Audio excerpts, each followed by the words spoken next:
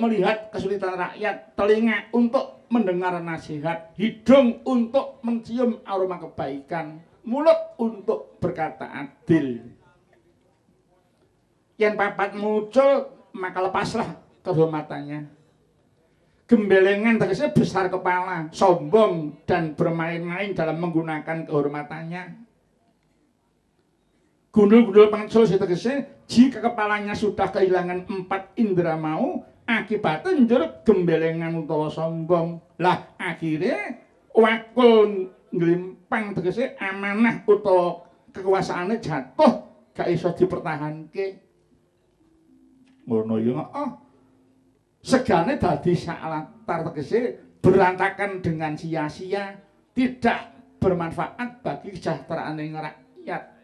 Lho kuwi nduk, wedi tembang gundul-gundul pacul. Wah hebat ya mak kuwi asaning Njeng Sunan Kalijaga. Kuwi durung tembang liyane nduk. Akeh tembang-tembang biyen sing mengku falsafah ki akeh. Ya musok sungan ngunceki. Merga jaman saiki senenge mung bangsa sing instan. Sing ndang iso ndang dipangan kuwi. Mula ora aneh yen iso ngetulke pikiran nek Japa Simbah biyen ki mulang karo putra wayah ora kok cobloko ki gak ning nganggo sinandi karepen lantip panggrahitane lantip pikirane maka gelem mikir. Ora muwaten ngemplok. Ngono ya ya, heeh. Muga-muga ngono liyane ya mak. Mengko gara-gara ana liyane diatur mboko siji karepen padha pirsa para anak-anakku, para putu-putuku, engko ndak kelangan lacak ya, Nduk. Dadi ya apal tembang-tembang jaman biyen ki ana werdine, ana piwulange, ana karepe. Kabeh sinambi jaman wingi. Aja kudung kukusan ndak kecaplok boyo lho. Kuwi jane ya pesemon. Lah wong kukusan nggo kudung ambil pate gak aruh lah kena bebaya. Tunggale akeh ya, Mak. Aja linggih ning tengah lawang. Barang ya eneng kuwi. Oke kok, Nduk. Iya. Marajaba iki eneng sing sak ngelanaga yang bernapaskan agama Islam. Apa, Mak? Saking kami tuwa nduwil ngrasakaken pepeling. Pak wong ngrasake pepeling karo Sri Huning, Nduk. Iya. Iki dibagi loro, sing siji nggon Limbuk Nyangik, siji niku nggon gara-gara. Semoga mau sing ngrasakake lakon kok manggung mbuh sing siji ya diaturi nggon gara-gara ya, Nduk. Iya. Iki wayang klasik tanpa bintang tamu. Wah, malah laras kok, Nduk. Nek pikir ora kemurungsung. Iya. Tak ditirang sowan yang ngladang kene kok mesti tanpa ana bintang tamu panjenengan. Teman-teman mligi arep mindeng marang wayange kok, Nduk. Alhamdulillah matur sembah nuwun. Pepeling pinruakan monggo dandang kula pepeling. Ya bapake apa anake salah siji, Mas Giarto apa Dedik. Monggo. Wasitati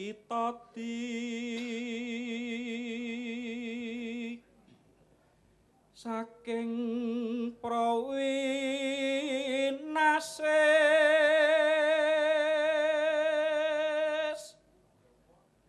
ngelingana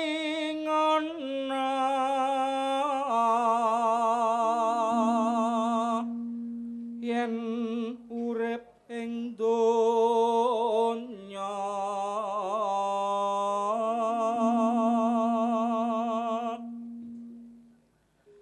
bebasan mung mampir ngombe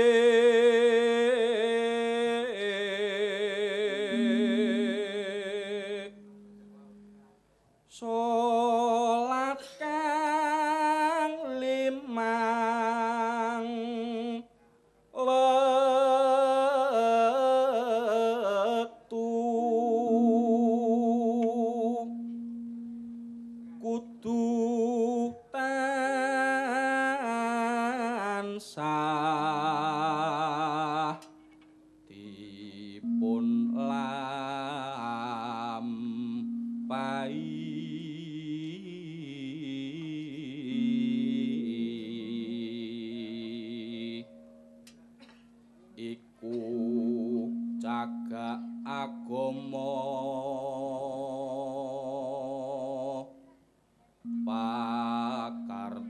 ingkang luhur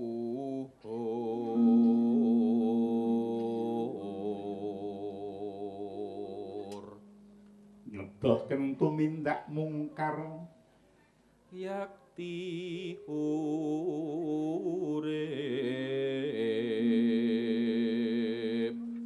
mangya tentrem lahir batin bejo donya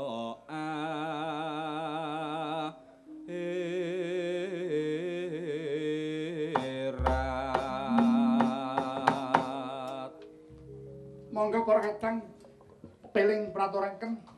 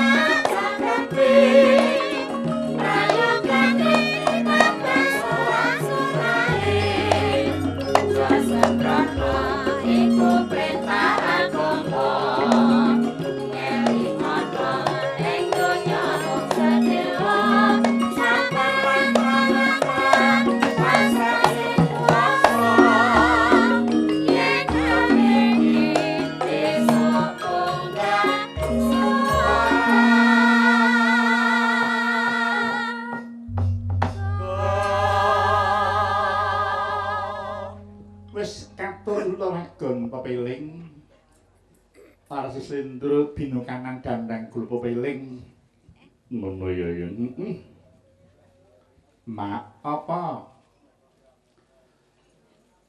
Sing asmane Pak Lurah Andrisya Purwanto kuwi aku durung tau tepung. Ngono nggih? Nggih, lak karepmu apa ana keparenge yen Mas Lurah tak trimo munggah nyang panggung sedhela wae. Karepe tepung aku sak kanca sumrambahe ngraketake marang punden-punden kowe ngene. Ngono. Nggih. Injih. Mboten kepareng kula ngaturi kawuhipun Kang Mas Lurah Andrisya Purwanto, mboten namung sak kecelapan monggo Kang Mas Lurah. Kula suwun rawuh minggah panggung mriki Kang Mas Lurah. Tak aturi bapak wong isih muda. Isih sak anakku kira-kira anakku isih nomor bayi 30. Ya sak adine bayu. Inggih, monggo Kang Mas Lurah ndak mriki. Nah, mriki alam-alaman mriki. Ayo jam mataraman, methuk Kang Mas Lurah nggih.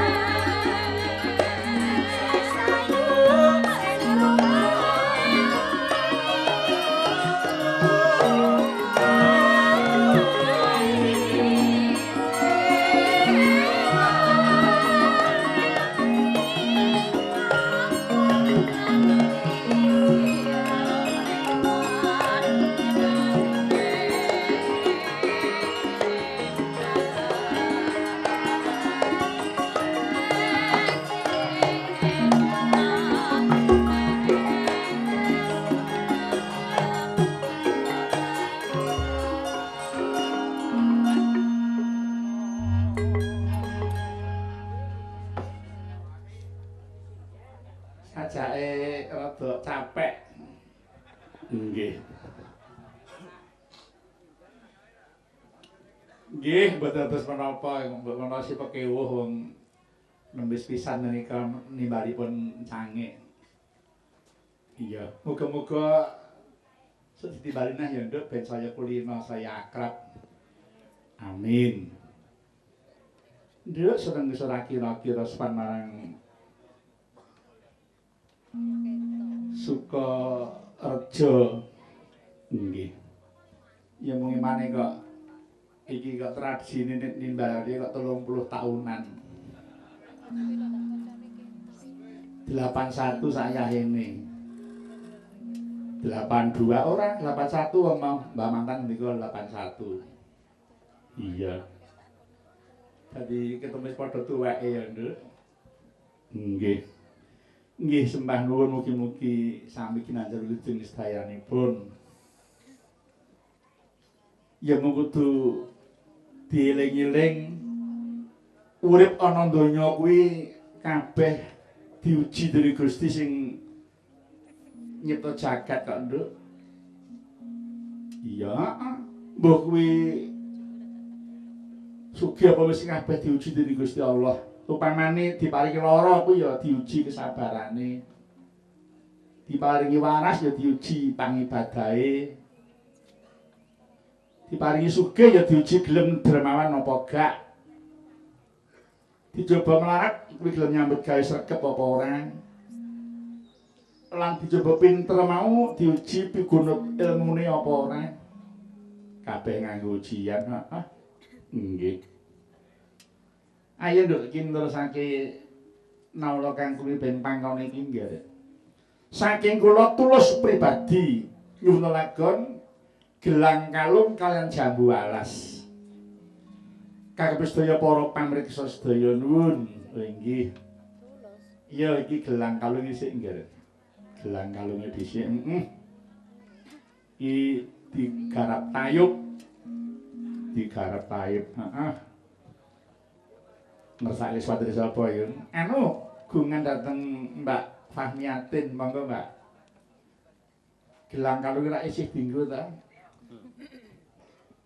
Isih. Kesuruh digadeki lho. Ya ora mungkin to. Masih rame. Monggo buka celuk Mbak Fahmi.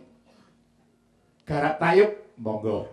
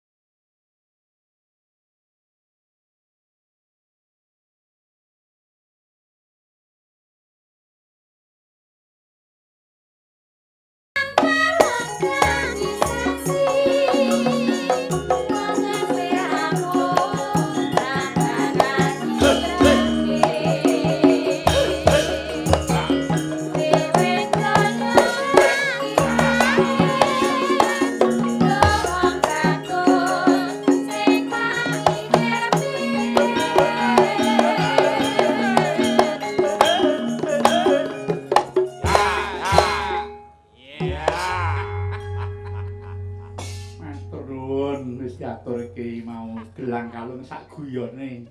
Nggih. Sing yo wong loro. Awong pira? Wis diaturake gelang kalung nduk, irama segera ya wis diaturake mau. Iya. Sawise gelang kalung mara coba layang candhake saking juru ladi utawi peladen nyuwun gending sinom parijata. Ha iki pungkasan iki. Pungkasan tepak nggo limbuk nyanyi iki dene layang liyane engko nggon gara-gara ya nduk diaturi kabeh aja sing cicir. Oh nggih. Monggo sinom parijata. Saking juru ladi utawi peladen ngersake sapa sing nyuwanten iki Mbak Esti iki diaturke nduk sing pinggir tengen kupas iki sindha sing isih kenyang isih kenyah-kenyah monggo nuladul aku utama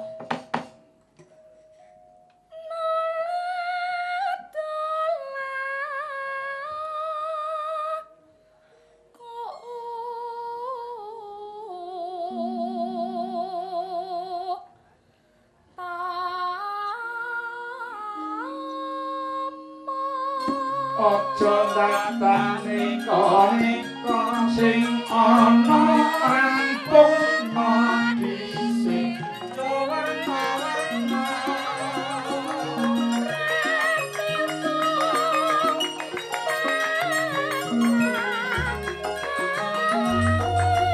Surabaya kampung aliasin yen pengin urip mulya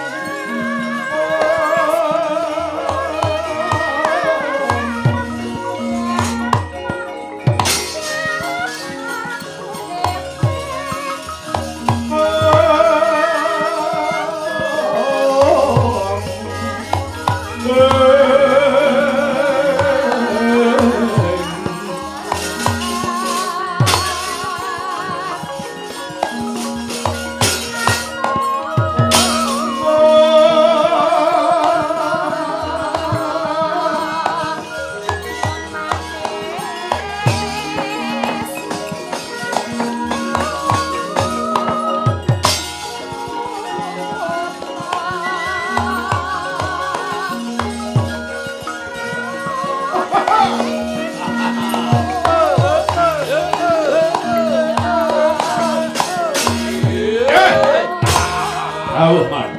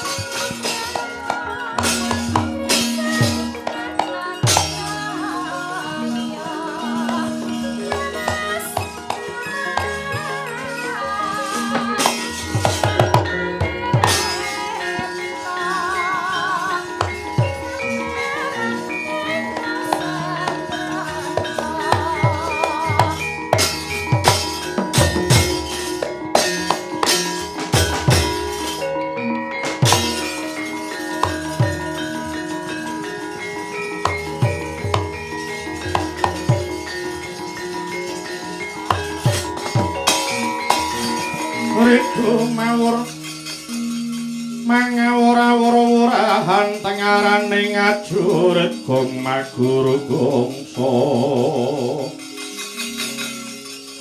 tatakaya butula wur panjriting turang kasing nyuweng bojo keng kekitir rakata ingkang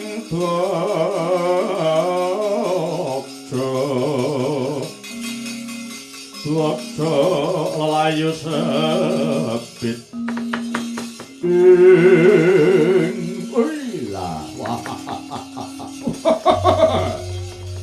Taman hari ingkang sampun medal wonten ing pelataran Karang Kedempel. Pripun man? Kula aturi mbabaring putra Banjar junipun Dursasana man. Kula Dursasana pripun?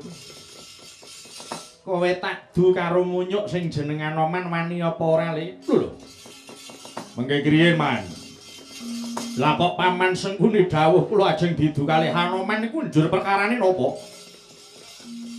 Iki mau aku wis kelakon adu arep karo Semar ing kono dheweke arep tak boyong. Kedadak ana kethek putih sing ngaran Anoman ngalang-alangi karepku jalaran Anoman uga nunggal karep bakal mboyong Semar. Nunggal karep kepara nyata. Mula banjur dadi padudon ing antarane aku karo Anoman. Lho, aku ki nggumun le. Ing atase Anoman kuwi munyuk lah kok dheweke iki wanuwek abis kecap karo patih. Aku kemropok Anoman tak onek-onekke tak pisu-pisui. Karepku ben dheweke iki wedi lah kok malah mripate menteleng tangane ngepel sajak karep nyampluk-nyampluk ora iku kae. Wusana saking gembung ngatiku Anoman tak tantang metu njaba. Ajeng mangpateni ora. Lho, lha nuwun. Lah ngene. Karepku Anoman wis tak kon metu njaba. Aku perintah karo kowe kabeh Anoman kae cekelen. Bandanen tangane sirimpungan sikil tak tuthukane watu ndase. Piye le? Lah mbok pun mriko teman dicekel dhewe mriko. Lah mung munyuk kok ora wani ten apa to niku? Man. Bares kures bloko suta blak kotang terus terang kula nek ken gelut kalih Anoman kula wegah. Sabab ambak niku mung wujud rewanda ning kula pun tau krungu dongenge Anoman niku mantan Gembong Swelagiri. Senopatine para munyuk-munyuk ge Anoman niku senopati pilihan lho, Man. Yen Dursasana ora wani Durmagati piye? Kula nggih nyuwun pamit mawon, Man. Ora wani boten sebab apa? Ambak Anoman niku mewujud kethek ning niku anak dewa lho, Man. Anoman nika putrane Pukulun Bathara Guru. Sampeyan niku ampun kementhus. Ambak Anoman niku munyuk sampeyan ku menungsa. Kula yen kon milih maksa milih munyuk timbang menungsane kok, Man. Menungsa ora urus. Turta melih nek kula gagas-gagas sing salah niku malah sampeyan dhewe. Semar niku panakawane Janaka tur karang kedempel niku wilayah Ngamarta. Lah kok sampeyan wani mlebu daerahe wong trunyak-trunyuk nyak-nyakan tanpa kula nuwun niku cara pundi coba? Kaya sampeyan niku pun sepuh gek dasare dadi patih. Sak barang tumindak kudune ya kena kanggo pantuladan dhateng anak putu, Man. Ora kok mikir arep kudu mateni wong wae. Sing baku ayo kabeh padha kenceng ana nggonmu dandan. Padha pacak baris ngrangket Anoman. Oh nggih. Gandeng sing dawuh sampeyan yen ana apa-apane kudu sampeyan sing tanggung jawab. Swatama kula ngendhawuh paman. Marasira metu njaba parentahna Wadyabala gawan saka Ngastina. Wigati ngrangket marang Anoman. Nggih keparemat pasilan aja kaya bocah cilik lakumu. Tansah nembah kang piniji Sang Swatama sigra medal undang Wadyabala mangko rumahat kang para wadya hanampi dawuhira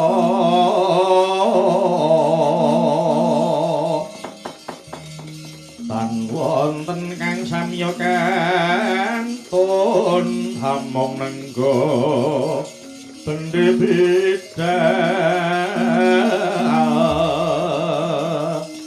gumelar ngebeki surane gumuru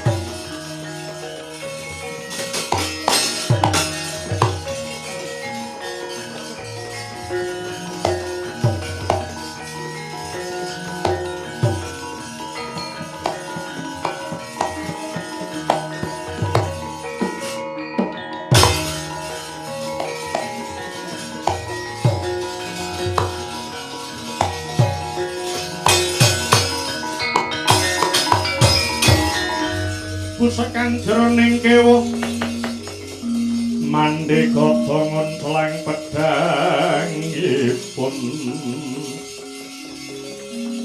kang kataman braja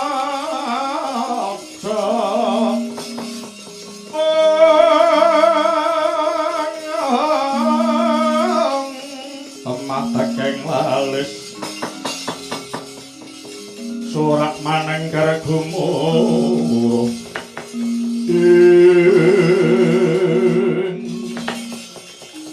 ana munyuk putih malang kadak mara ngaku apa kowe sing jenengan Oman dasar kepara nyata bali takon kowe sapa gegaman saka ing Praja Ngastina Swatama kang dadi aranku ayo endi sing jeneng patih sing kuni kang dheweke wanuh-wani bakal nantang perkara kelawan ana ayo kon maju rene wah ora sah nyumbari sing ora ana Swatama kang saguh bakal ngladeni apa sing dadi kekarepanmu yen pancen ngono ya para coba tetoken kadigdayamu Hanoman ora bakal wegah tanding kelawan Batang wah makna sastra jendramu watek naji japa mantramu tebuak diadamu ora ilang nyawamu tetakon dosa barat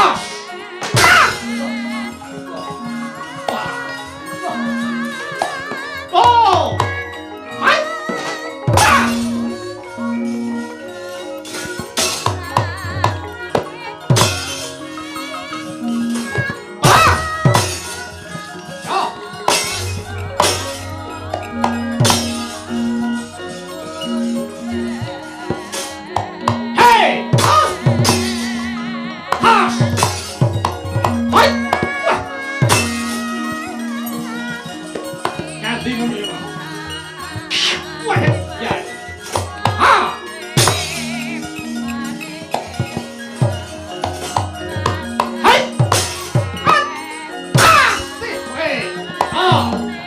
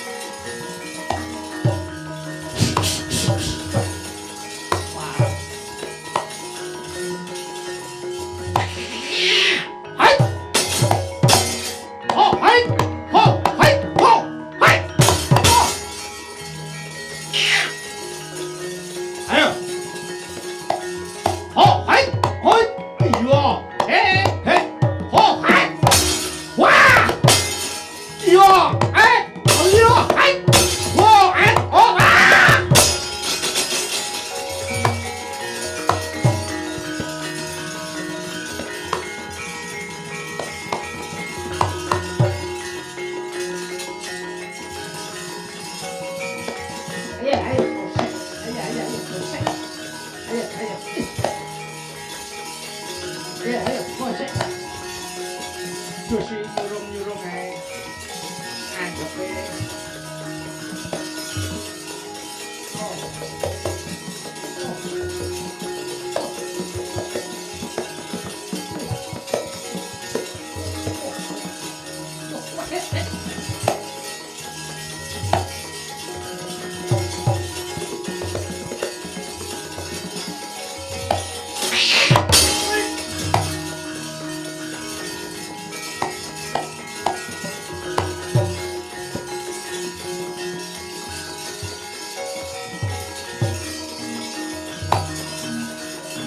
Woi, lah keparat.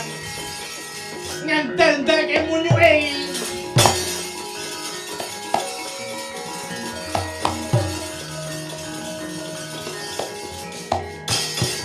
Ada. Patih kuwi. Garene balekke. Iki, iya, direbut. Lho. Ayo. Nyoto wis iso ngrebut patihmu nyoganen mulih. Wah, ngendel-ndelke munyuk ya. Wah, ampuh. Ora krasa kurang seru. Kurang. Elok munyuke iki. Sambate kok ora. Ayo kurang seru. Dikayang saka dhuwur. Ora krasa. Wah, dian iki. Ayo. Aku lah.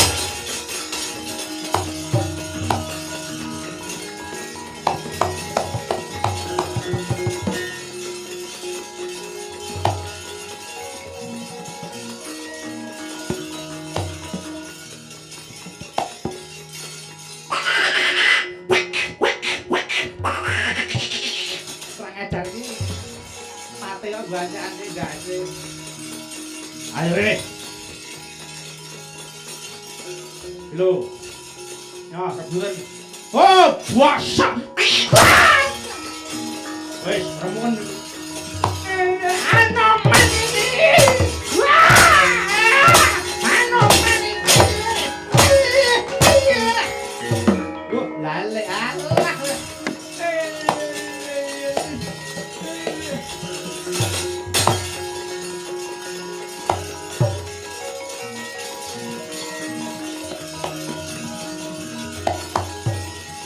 Bisa.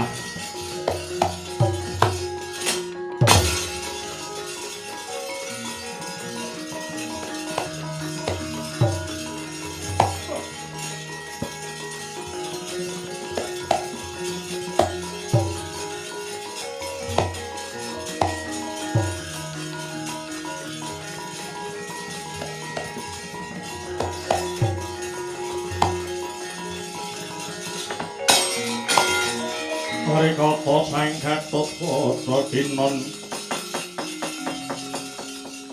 Matakara Kasuta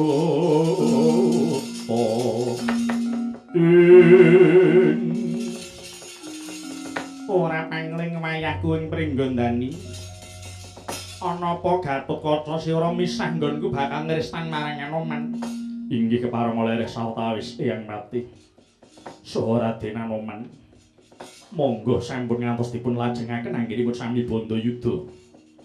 Kepareng Eyang Patih saha Raden Anoman mituruti menapa ing dados timbalanipun Kyai Semar Badranaya. Awit sedaya menika mau badhe wonten karampungan saking Siwa Semar. Oh mengkono inggih ya. Ngono malah luwih prayoga. Kangan Semar karben ninggal paring karampungan mungguh sapa kang bakal diloni ayo tak dereke suwawi kula dereken Eyang Patih.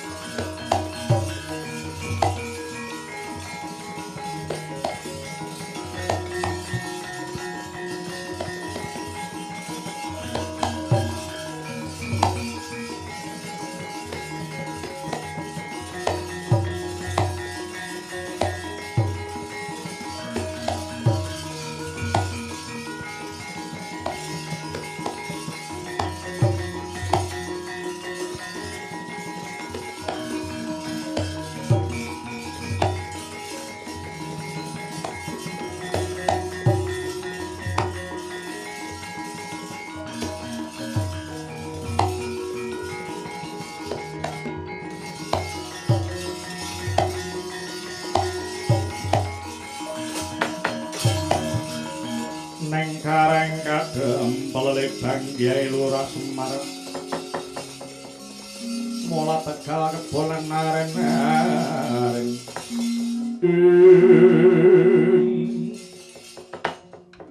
mangke rumiyin Raden Patih saha Raden Anoman kula suwun sampun ngantos wuruh anggenipun sami Bandayuda para kawula menika sampun sami jeleh ningali dhateng tiyang ingkang remen pasulayan ingkang dipun idam-idamaken para kawula menika boten wonten sanes namung kejawi swasana ayem tentrem nadyan wonten perkawis monggo dipun rampungaken sarana pirembagan kanthi sae boten atos-atosan yen atos-atosan ora wurung ya malah dadi jotosan. Yen aku njaluk pangapura Kakang nganti gembung atiku lali Purwadaksina. Yen iki dudu wilayah Ngastina nganti ninggal marang kasusilan. Kula semanten ugi Kyai nyuwun pangapunten. Inggih, dawuh sami-sami. Lah, ing mriki kula badhe atur karampungan. Gandeng kula menika namung tiyang setunggal kamangka ingkang badhe mboyong menika tigang negari. Mila sinten kemawon saged mujudaken Sekar Pudak Tunjung Biru menika ingkang saged mboyong dhateng pun Badranaya. Kakiat risang kabirang rinangkul kinempet-empet duh sangernaning bawana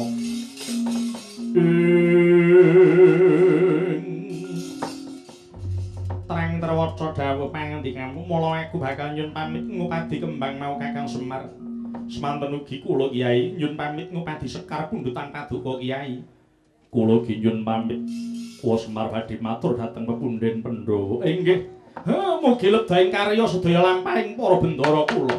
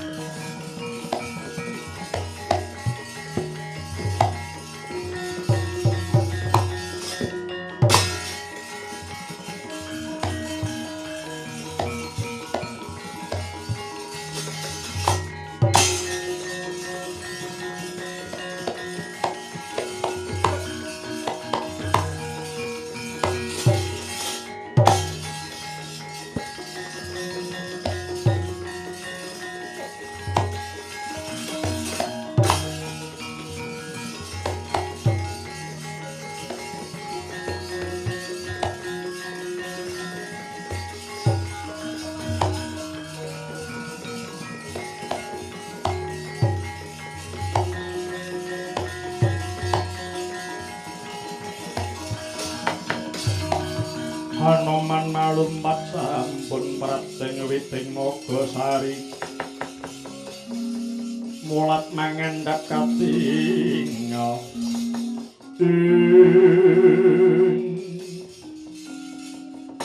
Anoman kang wis bali saka Karang Kedempel priye pawatane anggonmu kautus Kaka Prabu Rama mboyong Kyai Semar Anoman. Inggih Raden, ulugunipun kula sampun sowan dhateng Karang Kedempel sampun kula aturaken sedaya dawuhipun ingkang sinuwun Prabu Rama. Namung sowan kula wonten Karang Tumanitis nyarengi utusan saking Ngastina dalah Ngamarta ingkang badhe mboyong Kyai Nayantaka ugi. Banjur karampungan ing Rembu kepiye Anoman? Inggih.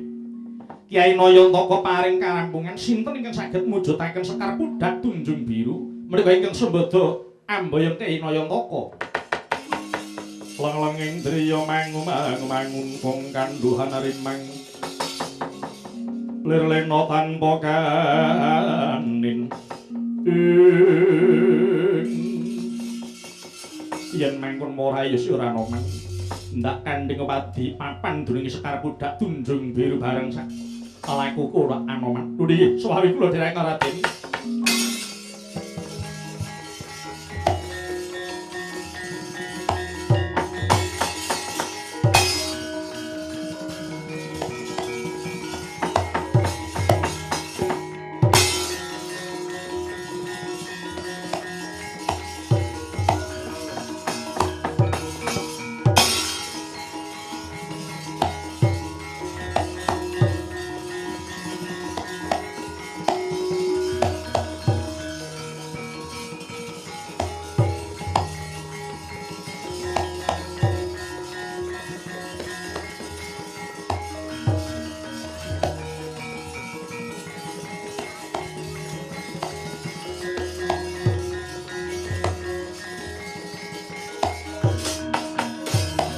Sami gonjang kanjeng langit kelap-kelap katon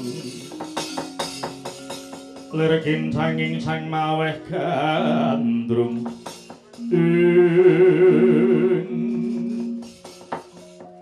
Kaki Prabu Anom kang wis bali saka Karang Kedempel priyinggir pawartane apa sembada bakal mboyong Kakang Semar Badranaya inggih Wa Prabu bilih saestunipun ingkang badhe mboyong Siwa Semar mboten namung pepundhen Pandhawa nanging saking nagari Pancawati dalah Ngastina ugi badhe mboyong Siwa Semar. Banjur karampunganing rembug winggir Siwa Semar anggadhahi kekudangan sinten ingkang saged ngaturaken Sekar Pudak Tunjung Biru menika ingkang sembada mboyong Siwa Semar Wa Prabu. Tatkala Narapa Kresna tantulus hanyakra ring Rasiwara Jahnawi Suta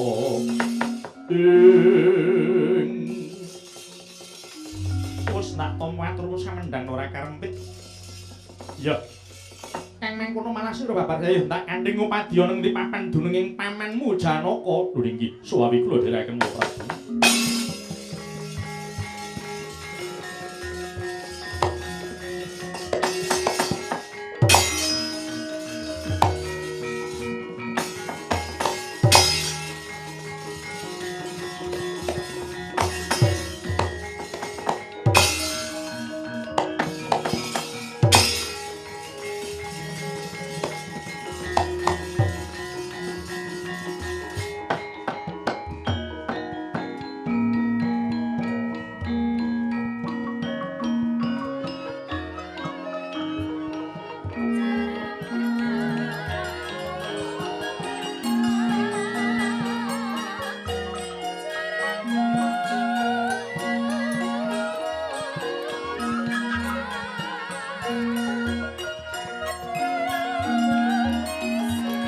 Langening kalangan akrapan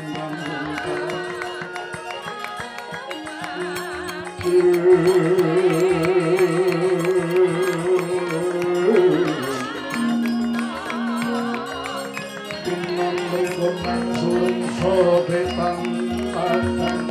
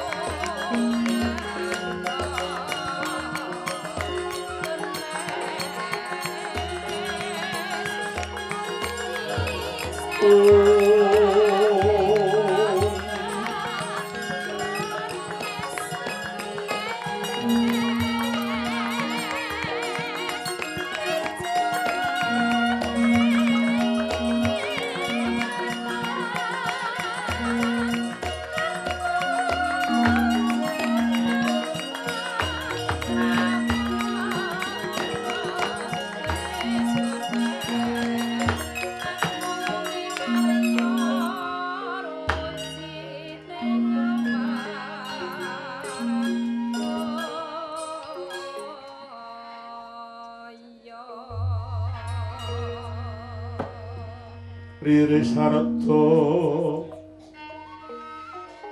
awanuting ranu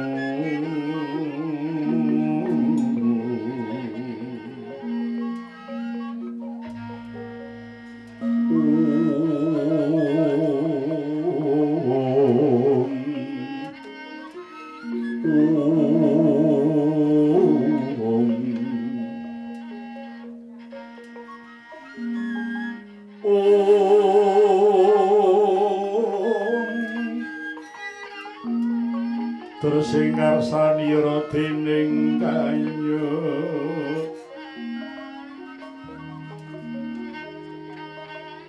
maning silingira Gusti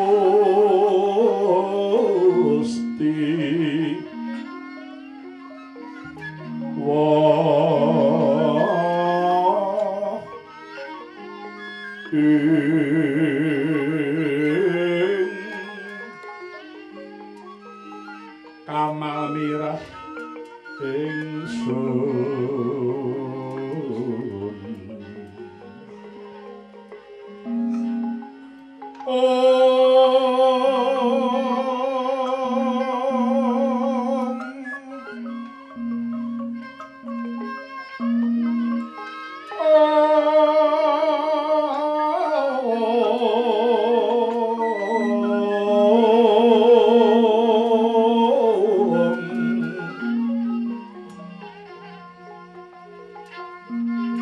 Semira tuting uni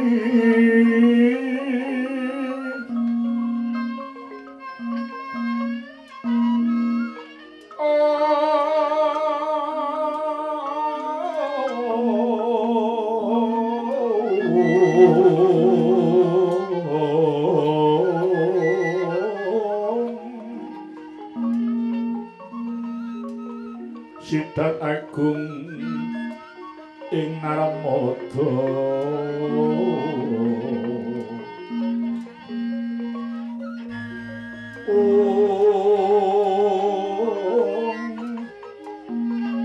sajroning guling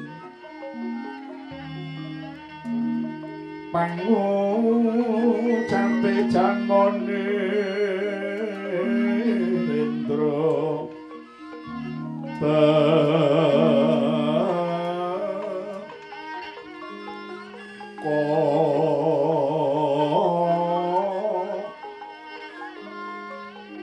tansah dadya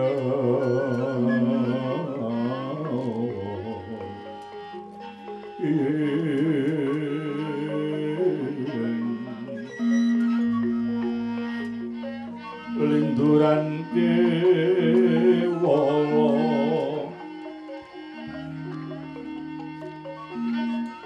katon kang asunusata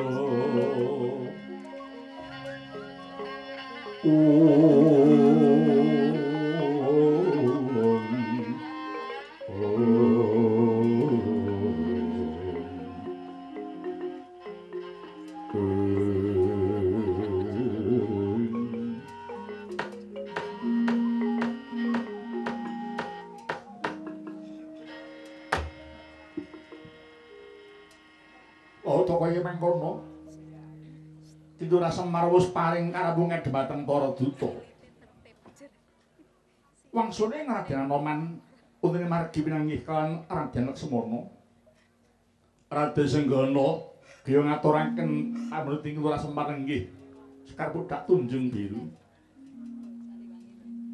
emangke tanggap sang sigere mangke Pak mesthi menyang ngupati barang during Sekar Tan kantun nata pringgondani pinanggilan ingkang Wing Dwaraka ugi sing ngaturake wigatos sing gati Sang Kresna daya-daya nganti keneput ing pringgondani ngupati barang pamradian Janaka iya Raden Janaka ingkang sagah lan saged ngupati para Sekar Pudak Tunjung Biru emangke datang rasa sengancik ing wanci Madyaradri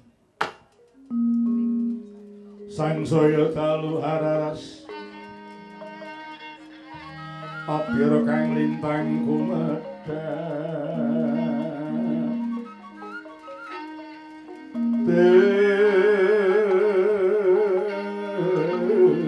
Desanya tengah wengi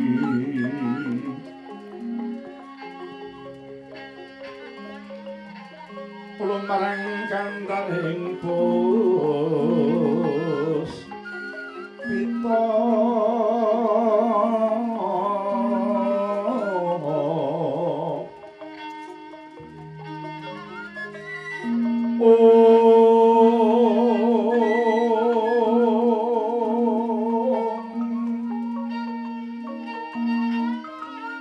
karnyang ing pudyan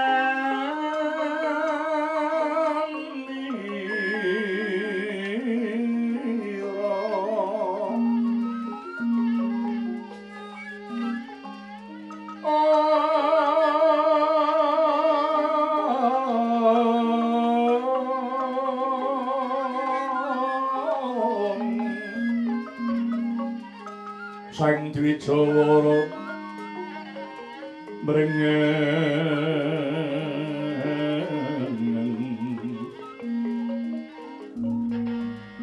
Lir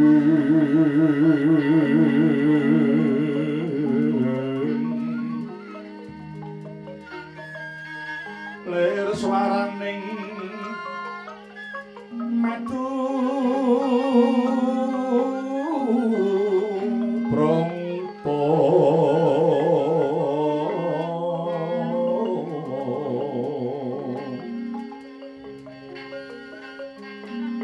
manungsung bening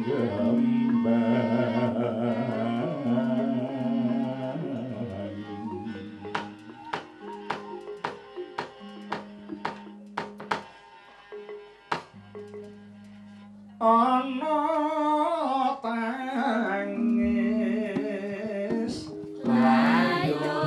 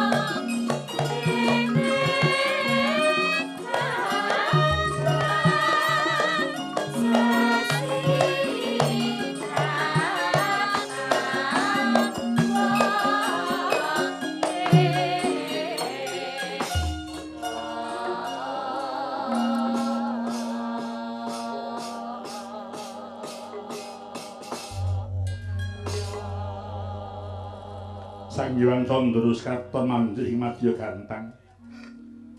Gumiring lintang ngangkat daring tamah Resi Pandhu. Ndadak sakala Sang Hyang Candra sungsut ing Bantala bangwetan katos ing padhang pertanda ya ngareka gantos Kang Sindhawaka. Aramining Madyapada anyaran bae nupan Panakawan. Ketingal trapek tur dhateng kanthi hanyakar manising Sarkara dedep tidem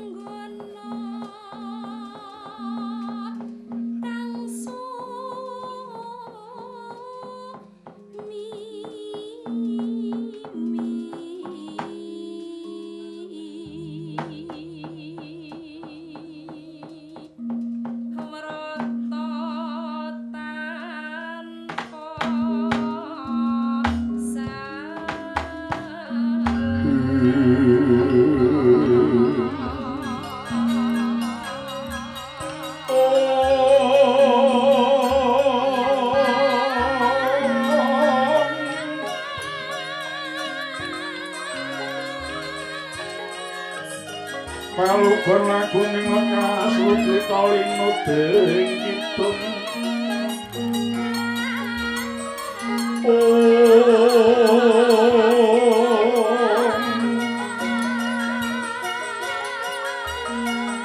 kadung kadereng ngomong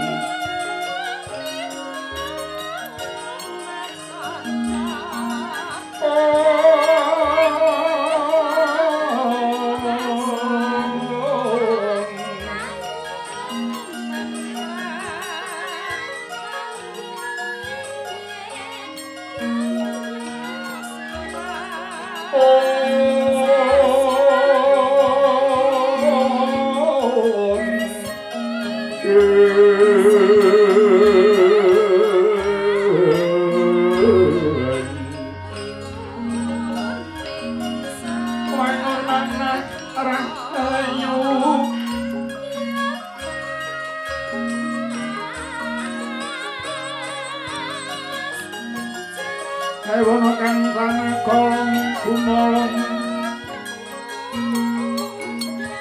gumolong manatu koro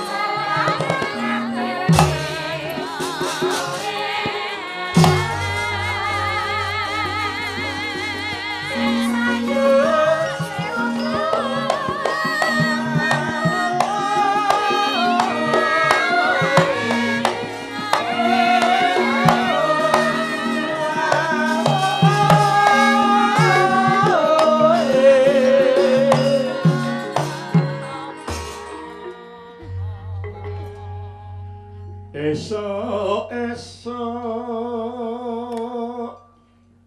Mbak Ayu yo padha nutu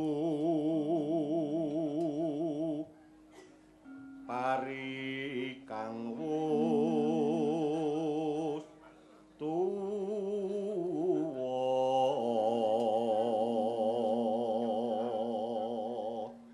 asa ngalu westu mawe ya pancen nyata